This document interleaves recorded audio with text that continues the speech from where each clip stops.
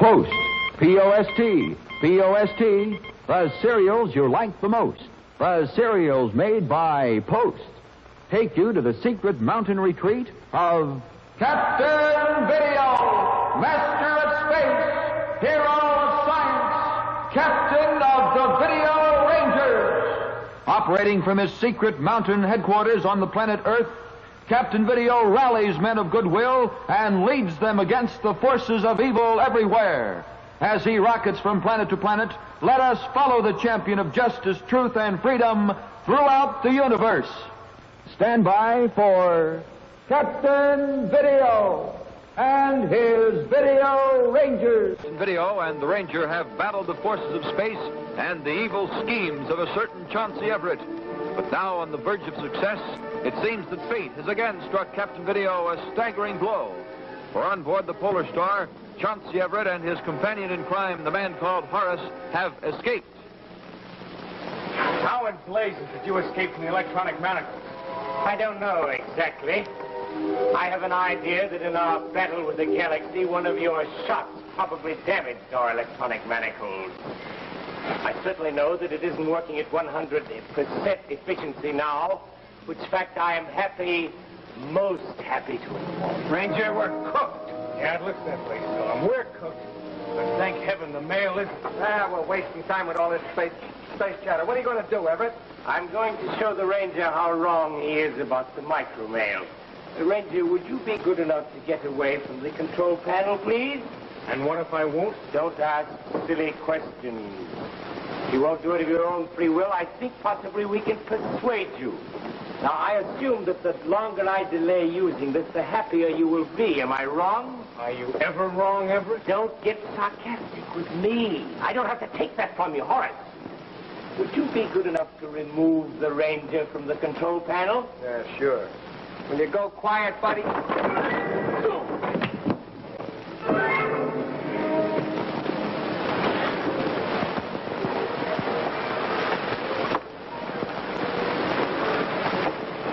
All right. Now tie him up.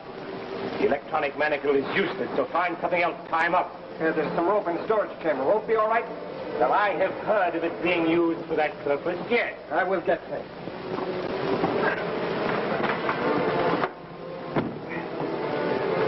Let me see. The Orion's microwave channel. Let me think. Yes. Chauncey Everett here aboard the Polar Star, calling Sam Screed aboard the Orion. Microwave channel Delta 123 Gamma 369. Chauncey Everett here aboard the Polar Star, calling Sam Screed aboard the Orion.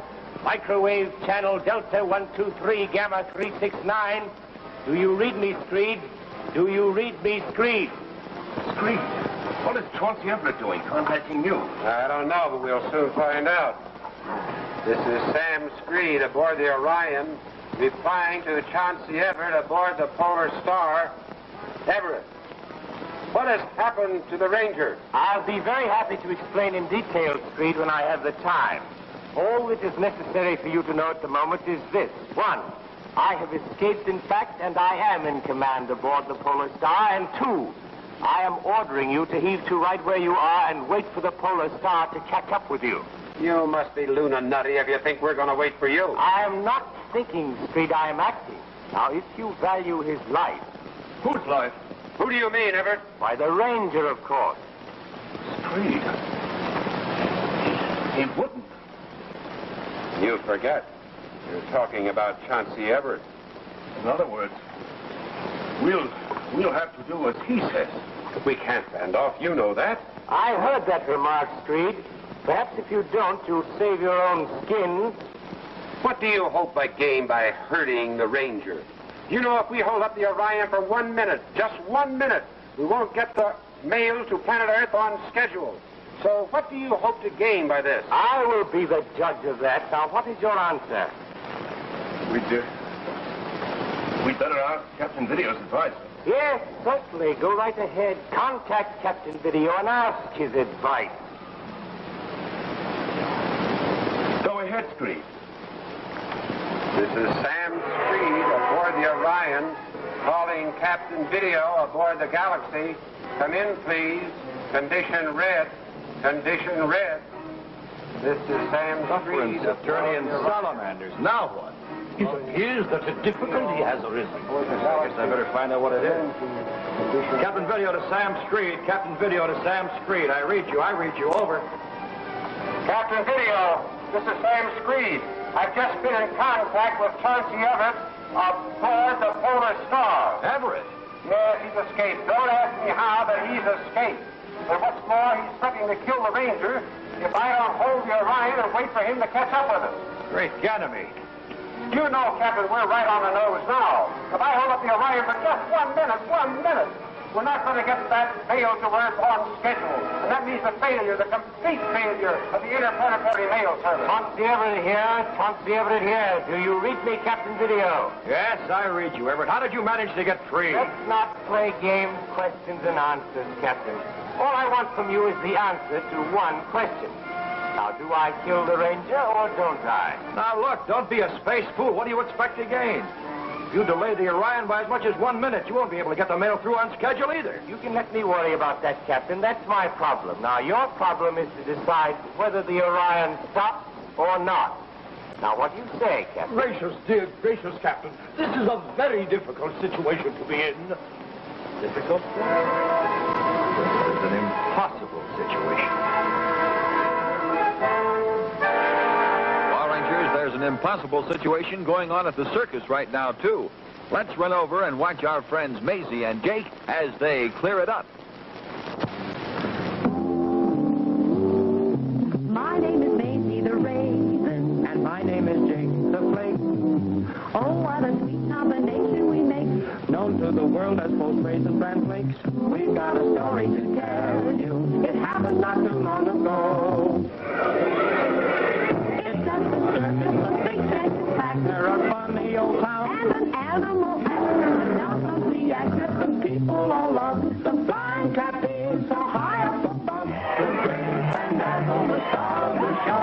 He's high on his wings, but he's sure feeling low. He's blue and depressed, oh, more like a day. Everything round him looks dismal and gray. But we'll cheer him up, oh, he'll be a new man when he tastes a bowl of that full Raisin Bran. The flakes and the raisins are really a team. They give you a flavor that's right on the beam. The raisins are making the flakes taste so swell. The flakes make the raisins delicious as well. One bowl of those flakes and those raisins, and he's ready to swing on his flying trapeze. Fandazzle flip-flop was already in. Will he make it? You bet. He's back in the spring. He's a real happy man. He owes it all to both Raisin Bran. I'm Maisie the Raisin. I'm Jake the Flake. Together we're both Raisin Bran. That's us. You'll love this great fruit and cereal treat. Ask Mom next time she shops to get Post Raisin Bran. And now, Rangers, back aboard the Galaxy. Difficult, Flood? This is an impossible situation. I want an answer, Captain, and at once. Give me 1 minute, Everett. Just 1 minute. My dear Captain, why should you need time to decide? There is but one answer. You must order the Orion to stop. You cannot let them murder the Ranger. Look, Flood.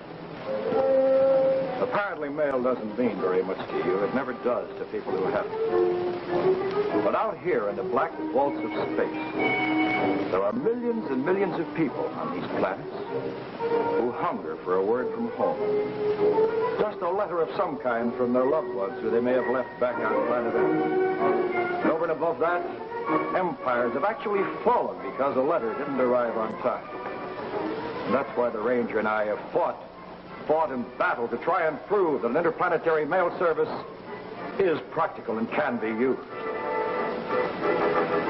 Now, you see, Flood,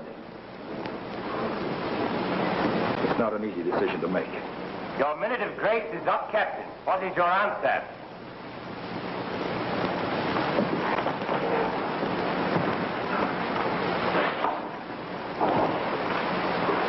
There can only be one answer, Everett. Hello, Orion. Hello, Orion. Yes, Captain. Screed, I want you to obey Chauncey Everett's orders. Stop the Orion. Wait for him. Very well, Captain. It means the end of the interplanetary mail service, but I guess there just ain't nothing else we can do. Well, there may be, but sacrificing the Ranger's life isn't one of them. Hello, Everett. Hello, Everett. Yes, Captain. Look, Everett, I'd just like to warn you. If you do not keep your word, if you should happen to harm the Ranger, and believe me, I'll never rest until I've made you pay for it 1,000 times over. Oh, you don't have to worry about that, Captain. I assure you the Ranger is as safe as... Well, from here on in, he's as safe as you are. Well, he'd better be. Over and out. Yes, Ranger, you're as safe as Captain Video. The only thing is that Captain Video himself isn't safe. And you was lying when you told Video you wouldn't kill the Ranger. Yes, you might say that, Mr. Storm, although I dislike the use of the word lie. I prefer half-truth. Well, whatever you're going to do, you better do it fast. I'll bet you right now Video is working double time on the Galaxy to get it back in shape. And when he does, he'll be lighting out after us. How right you are, Horace. And it's part of my plan to stay right here and let him catch up with us. You what? Are you going nuts or something? What do you want him to catch up with us for? Because then it will be easier for me to catch him. Hi there, Rangers. Rogers here. Well, because of cosmic interference, Rangers, I haven't been able to get through to the Galaxy. But, you know, she was supposed to land here a long time ago. And, well, Rangers, I don't have to tell you, we're quite concerned about her. So, Rangers, while we're waiting for her to come in, why do you say we check on our Texas agents, Wakely and White, and see what kind of an alibi Jane Morgan has for them? Rangers, stand by for Texas. Mark this record file number MRB-310. Come in, please. Sharp focus. But he didn't say anything about being robbed. There's $75,000 here. Part of this money was going to help the very man you accused me of killing. Let her hide out here where she's on Bradford. He'll give her stuff up when you want her. I'm inclined to believe you. The best thing for you to do is to come along with us. Jane, if your alibi holds up, I'll do everything I can to get you off with a life sentence for robbery. What I did to Bradford wasn't robbery. This money rightfully belongs to me. He swindled my father out of everything he owned. Sorry, but you'll have to come back to town with us. I wish there was some other way, but... We've got a good chance to keep you out of prison, though, Miss Jane. Don't you worry. I want you to hold Keno for the attempted robbery of shotgun. Charge Jane with bank robbery, but let everyone think she's being held for the murder of Edgar Jones. I can't do that. That sort of makes sense, Sheriff. Yes, Bradford can't say anything about a bank robbery because if he does, he'll put her up the murder charge. Yeah, he'd much rather stick her for a murder than a bank robbery. She's innocent. I know it. I hope so. But just how are we going to prove all this? Well, first we'll locate the man or woman who impersonated Jane when Ezra was killed. Then we'll smoke Bradford out into the open. Well, it looks to me we're starting from scratch on both sides. It all sounds very irregular. We'll take all the blame, Sheriff, if anything goes wrong. All right. Ranger headquarters sent you here, and I'm going to cooperate with you. Thanks. All right, fellas, you can go. There's nothing I can hold you for.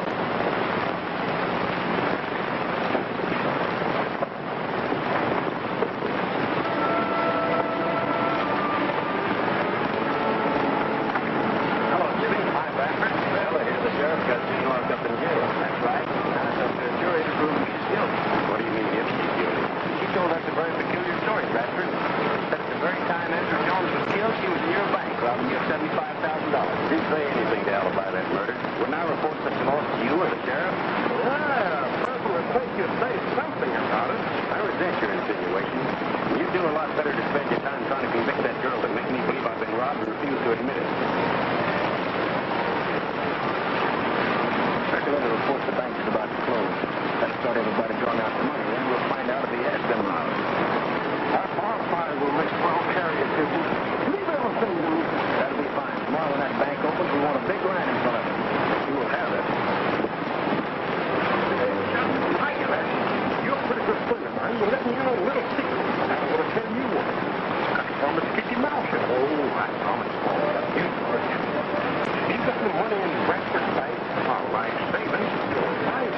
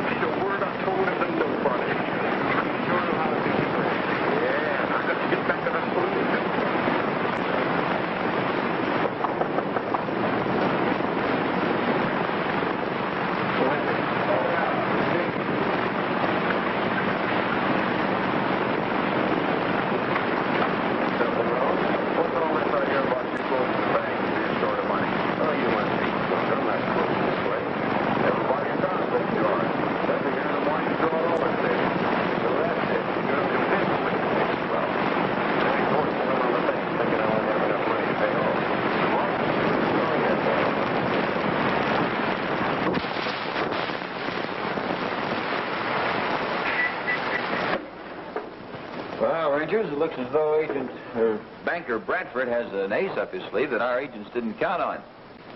Because if he starts paying off his depositors, that means... Well, Rangers, I guess that means that Agents Wakely and White are right back where they started from. So, Rangers, you try to be with us next time, and we'll see how our agents get out of this tough situation. This is Rogers 161, signing off. Now, Rangers, aboard the Galaxy. You having trouble with those electronic conductors, Flood? Haven't you finished them yet? Gracious, dear gracious, Captain. I'm working with all possible speed. Well, work a little faster, will you? Every moment counts. If I may say so, Captain, I don't see the point of all this speed. What is to be gained by it? Your attempt to establish the regular mail service has failed, so speed can't help us there. Now the Ranger is safe. Wait a minute, Flood. You don't actually believe that, do you? Well, perhaps it's because I want to believe it. I want to believe it, too, but I can't. See, Everett's word isn't worth a pinch of space dust.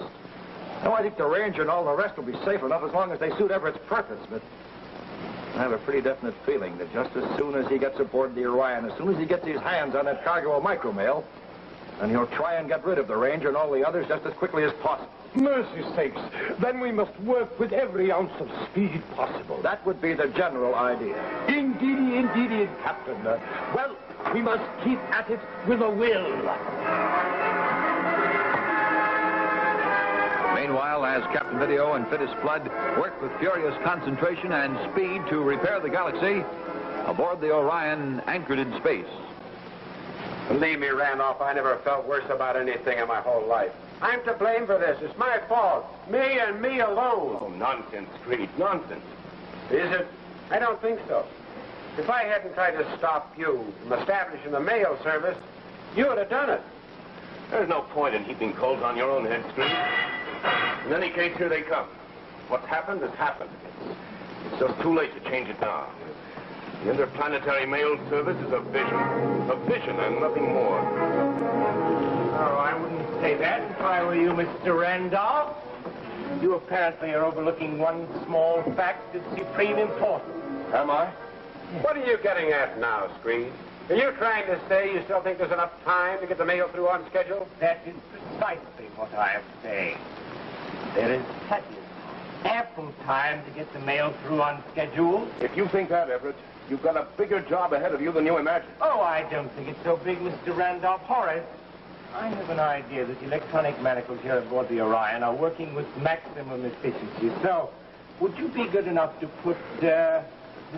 Storm and Mr. Randolph in them, please? All right, you two crumbs. Back in the bread box.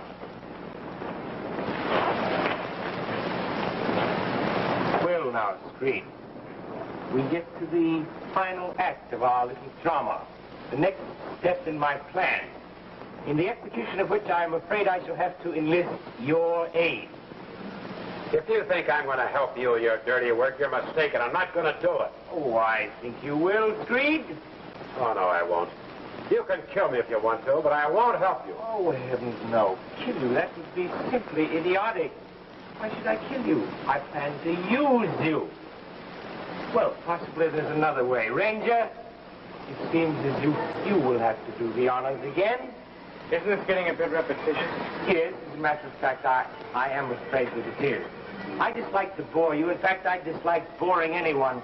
And so, therefore, it gives me a great deal of pleasure to tell you that I think you will find the plan that I have in mind for capturing Captain Video most interesting. Oh, it should be fascinating. Yes, I think, as a matter of fact, you will find it so.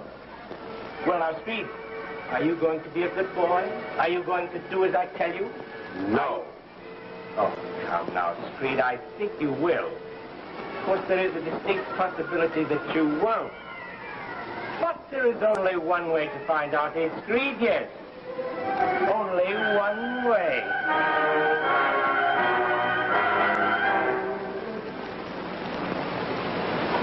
Well, Video Rangers, not a very pretty picture up there aboard the Orion.